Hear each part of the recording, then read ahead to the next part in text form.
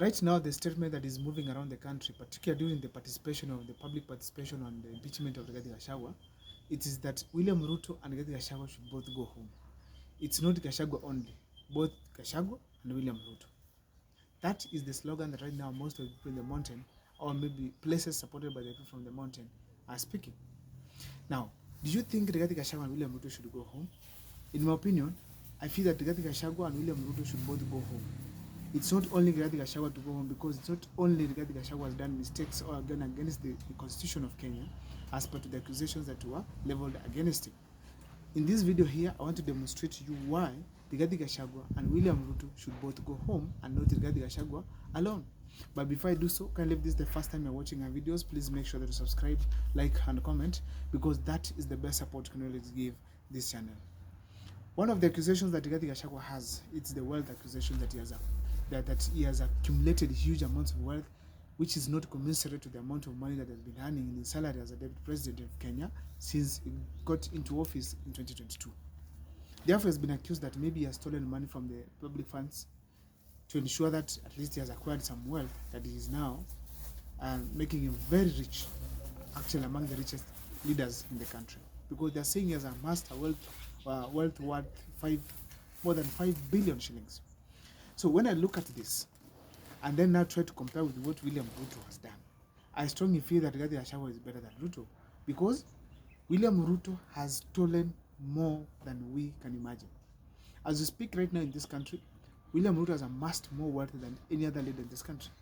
We have been told by Murana Kibaso that William Ruto has ordered to buy 5 aeroplanes, Boeings, big aeroplanes. That means that he has acquired huge amounts of money. We saw the Nabibi land in Naivasha. William Ruto is acquiring forcefully.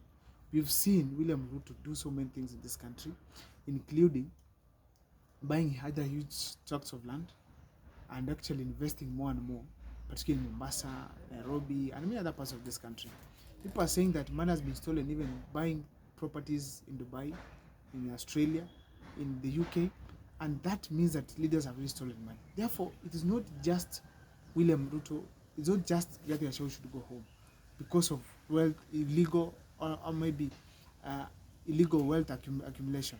It's so in all leaders, and actually the reasons why William Ruto is strongly among the people should go home, it's the reason that he is the head, allowing that to happen in his administration, and therefore he should completely accompany Rigathi Gachagua back home. And that is why Kenyans are rejecting the injection of Rigathi Gachagua, the impeachment of Rigathi Gachagua from government. Yet William Ruto is as well doing the same things, even much worse than what Rigathi Gachagua is being accused of as far as wealth is concerned. Another thing he has been accused of is tribalism. Rigathi Gachagua's tribalism has been based on what he says and where he goes. Rigathi Gachagua has been visiting the mountain now and then, speaking about the mountain issues, championing whatever that is benefits the mountain, asking cabinet secretaries to go to the mountain, so many things about the mountain. Rigathi Gachagua has gone ahead even to talk about shares, saying that for those who did not vote for this government, okay, kando. For those who voted for the government, wakule kwanza. Such kind of utterances are tribalistic. So therefore, it is very clear that Rigathi Gachagua is tribal. But however, let's check what William Ruto has done.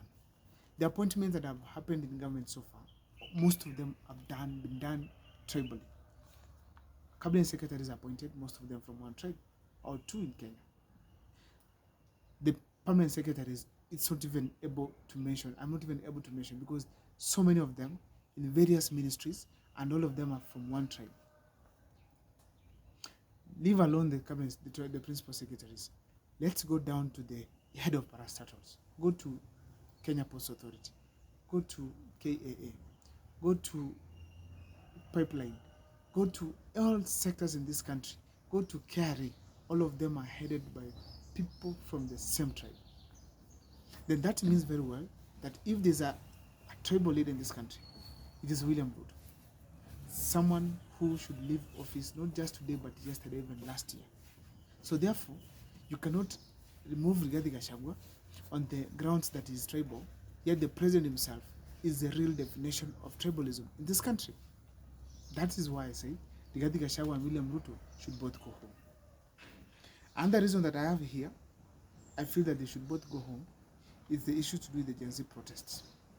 When the Gen Zs were killed in the parliament buildings for championing of proper governance, accountability, end of corruption in this country, and also the president coming out calling them criminals, that was a clear indication that he does not care for the interests of the Kenyans. He presided over the killings of the Gen Zs and youths of this country. He even went ahead and calling them tribalists. That is criminals. That's a clear definition of poor leadership and going against the Kenyan constitution. The only thing that these Kenyans did is to carry water, flag, and masks and speak one language. Reject the Finance Bill 2024 and let's stop tribalism in the country. Checking on what happened, the response William Ruto, he went against the constitution by calling these gentlemen, men and women criminals, no compensation that occurred to these people, and actually their families are right now forgetting that are actually experiencing painful moments because they lost loved ones who are championing for better country in Kenya. But now, William Ruto does not even accept that it was wrong for these people to be killed. Also, there were abductions that occurred openly, which was against the constitution, and the president was watching that.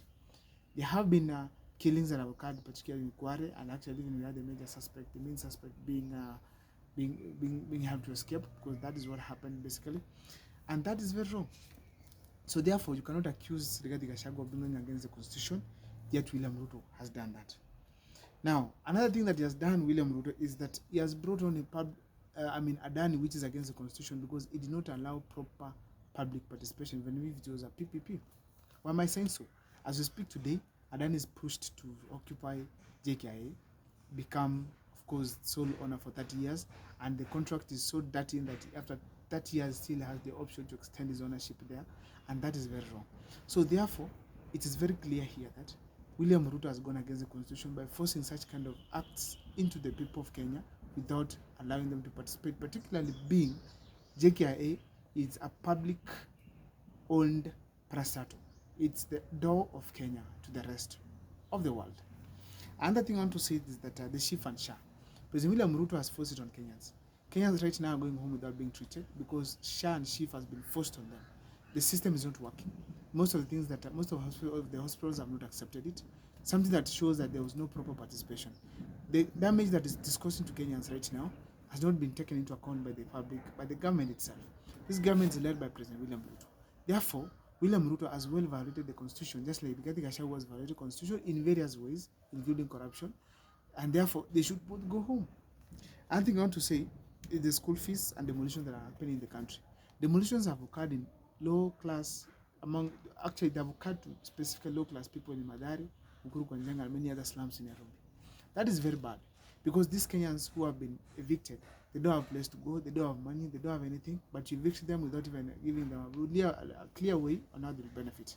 Some of these houses that were constructed, they were constructed by Kenyans, but still, these Kenyans have not been compared to pay these people. The government has not paid them, and as a result, we can categorically state it here, that's being against the constitution, because you're evicting Kenyans from their home without proper channels of settlement.